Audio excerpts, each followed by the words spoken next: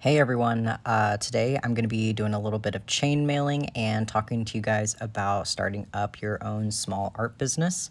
I've been having a lot of fun with this chainmail pattern, and if anyone wants to give it a try, the ring sizes I'm using are 14 gauge 7/16 and 16 gauge 7/32. But other than that, as far as starting your own business, my first and foremost tip is business cards. It really doesn't matter how early on in the process you are, having a business card will always benefit you. It goes without saying, but business cards allow people to have a way to contact you, whether that's through a website, through social media, through an email or phone number, or even an address if you have a physical location. But either way, if you don't have a business card, it doesn't really matter how much people like your art or like the items that you're offering, they will forget. They'll forget your social media, they'll forget your name, they'll forget your business name. They'll like the things that you have, but they won't have any way to come back and buy them if you don't have a business card. It really, really is crucial. It's also important to be handing your business cards out as much as you can. If you go to vendor events, make sure that you're handing a card to every person who walks into your booth. Go around to local businesses, see if you can put a business card up on the wall or leave a stack there for people to take. I also like to keep business cards on me, so if someone compliments like my bone jewelry or my chainmail that I'm wearing, I'll tell them that I made it and let them know I do custom work and have a website, and I give them my business card. That way, if they want to reach out or they want to buy something from my website, then they have everything that they need to do that. Making it eye-catching is a major plus. As long as you have a card that has all of your information on it that your customer needs, I mean, that's really the basics, and you don't necessarily need to have anything flashy. But I will say that having an eye-catching card makes people a lot more likely to remember you and a lot more likely to keep your card. I have personally taken many, many business cards, and a lot of them end up in the trash or scattered around, and I don't keep track of them. But the ones that look really cool or have really neat designs on it, those are the ones that I tend to keep track of. If you're an artist, put your art on your business card. Major plus. So next would be attending local markets and events. Even if you're primarily trying to sell your artwork online, I would still recommend trying to go to one or two local events every month or so. Going to local events is a great way to meet customers face to face. Online is convenient because you can order from your home and have it shipped to you, but at local events, you get to actually talk to your customers, get to know them on a personal level, and form a relationship with them, and customers are much more likely to purchase art when they know the artist versus just communicating with them through a screen or through a website. So even if your website is your major form of income with selling your art, it's still good to go to one or two events just to get your face and your name out there, to meet people, and honestly, to make friends.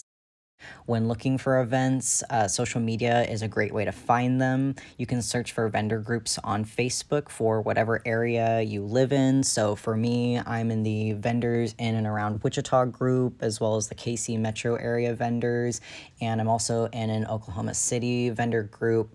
But you could just search on Facebook for vendor groups for whatever area, city, or state that you're looking for, and people will post flyers, they'll post applications, they'll post things so that you can apply and get involved with different events in your community. Other places to look for events like this would be websites like Eventbrite and Zapplication. You'll get slightly different types of events on each platform where you look, so it might take a little bit of experimentation before you find out which ones you like the best for the products that you offer. But anyway, markets are just a great way to make friends and talk to other vendors. Even if, like I said, you're making more sales online, Talking to other vendors is a huge, huge asset. In general, your community is your biggest asset. So you can learn so much from fellow vendors, especially vendors that have been doing it for a long time and really know the ins and outs. They can help you find other opportunities, whether it's online or in-person events, for getting your artwork out there more or making more money, some ideas on how to run your business, different things like that. But it's always, always good to talk to other vendors and always make sure that you swap business cards. Another great thing about talking to vendors is that you can oftentimes collaborate together, make products together, and also share booth spaces or carpool to events together, which can be really helpful if you're traveling far places. So always, always try to go to at least a couple community events. It's a huge asset and it will really help you put a foot forward. I personally like to make most of my money doing in-person events because I much prefer it to doing things online. So when it comes to pricing your art, I think every artist struggles. It's incredibly difficult to put a monetary price on a creation that you have poured your heart and soul into and have spent hours, days, weeks, and even months creating. But when it comes to pricing your art, there are a few different routes that you can take. So the major factors that are going to affect your price are going to be the size of the work, the time taken to create it, how taxing the creation process was, and then the cost of materials. If you want to base your art price according to size, you can assert a price per square inch, and then you'll use this base to determine your prices. So for example, when doing commissions, I charge $1 per square inch for watercolor and then 65 cents per square inch for graphite. So if a client wants an 8x10 watercolor piece, it would cost them $80. But if they want that same piece in graphite, it would cost them $52. If you want to price your art according to time taken to create it, you can decide on an hourly wage to pay yourself. Depending on the type of art you're doing, the hourly wage can vary, so it's up to you to decide how valuable your time is. I would definitely recommend paying yourself at least $10 an hour to start, but you'll want to increase that wage as you start to feel more confident. I generally pay myself $15 to $20 an hour depending on the type of art I'm creating and how taxing it is. If this is the route you decide to take to price your art, you'll also want to keep an eye on the time as you're creating so that you can estimate your prices. Regardless of how you decide to price your work, cost of materials should always be factored in. Keep your receipts for supplies and record how much you're spending on things like canvases, paint, clay, packaging, or any other supplies you might use to make your products. If you're spending more on your base supplies than you're charging for your work, you're not actually making any money. When it comes to pricing your artwork by size, you'll also notice that I charge more per square inch for watercolor than I do for graphite. So watercolor is a more expensive material to buy and replace than just going out and buying a few pencils. So the price per square inch is slightly higher to reflect that discrepancy. It's also reasonable to raise your prices for pieces that took a lot of meticulous, tedious, or taxing work. So even if maybe the piece that you made only took you 30 minutes to an hour, but you had to sit there really using your hands, and afterwards your hands are super cramped because of the physical labor that you're having to do to create the piece, you'll want to pay yourself maybe a higher hourly wage than something that you can do super easily and you just do in your downtime. So I might pay myself $10 an hour to do simple chainmail bracelets while I watch TV at night. But then I might pay myself $15 to $20 an hour to create large, elaborate chainmail pieces that take a lot of meticulous work. It takes focus and, really kind of hurts my hands to do for long periods of time. Whereas doing something that I can just sort of do ambiently as I'm sitting around, you can pay yourself a little bit less for that. Now, the last factor I take into account when I'm pricing my art is actually fairly non-traditional, and a lot of professional artists will not use this as a factor. But I will take into account how much I actually like the art piece. How much do I connect with it? There are a few pieces that, I've made, but I really don't care for. So selling them is no big deal. But there's some other ones that I have made and truly feel a connection with, and it feels very difficult to let them go. So let's say that I tend to sell my paintings based on a size. size pricing. So if most of my paintings for this size tend to go for 150, but I make one that I just really love and I'm really connected to, I might go ahead and bump the price of that painting up to 250 or 350 just because I don't want to sell it just to sell it. I'll sell it to someone who is willing to pay that price for it, but I'm not willing to sell it for less than that. And you might have that piece for years after that. And at some point, if you decide that you're ready to let it go, you can either put it on sale or just lower the price and see if anyone goes for it.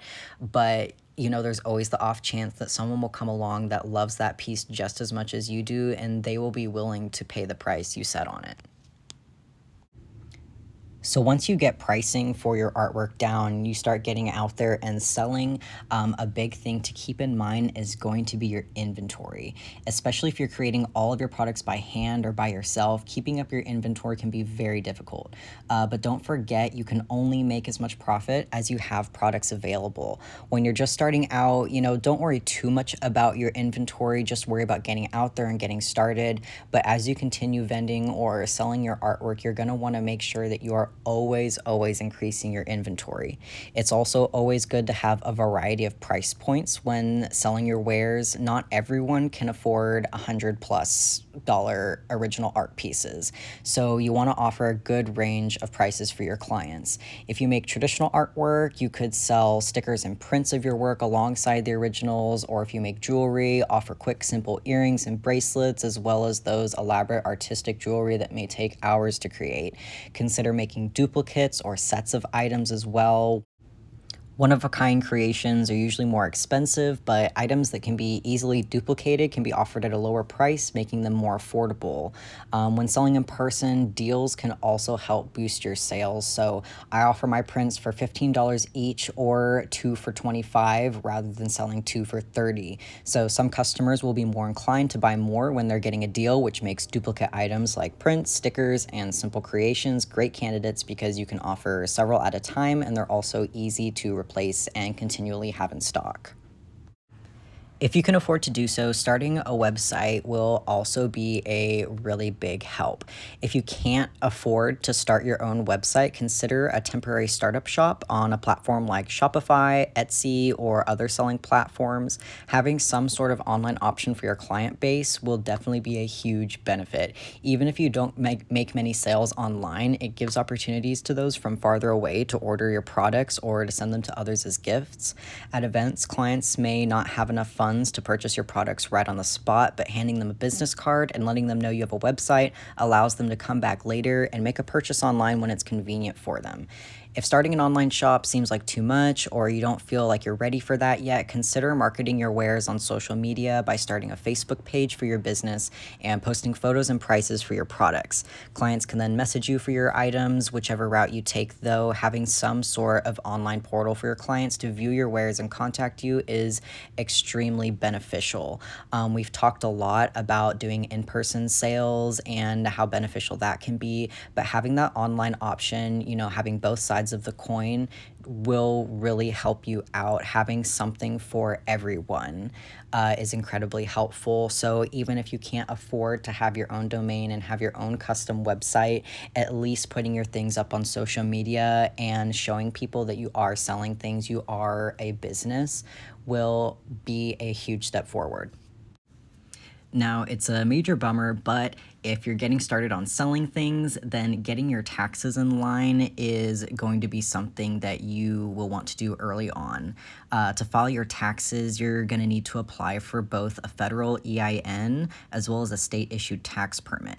Your tax permit will allow you to pay your sales tax, and your EIN will allow you to file your income tax when the season rolls around. If you travel out of state to events, you'll need a tax permit for that specific state in order to file your sales tax. So if you're from Kansas and you mainly sell within that state, but sometimes you go to events in Oklahoma, you'll want to get a sales tax permit for both Kansas and Oklahoma and report your sales tax to each accordingly. To apply for a sales tax permit, you can just search for sales tax permit application and then put in the state that you are looking for. And then, generally look out for government websites and trustworthy links.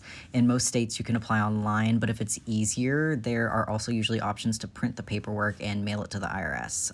Links to the federal EIN application and the Kansas sales tax portal can be found on my Patreon text post.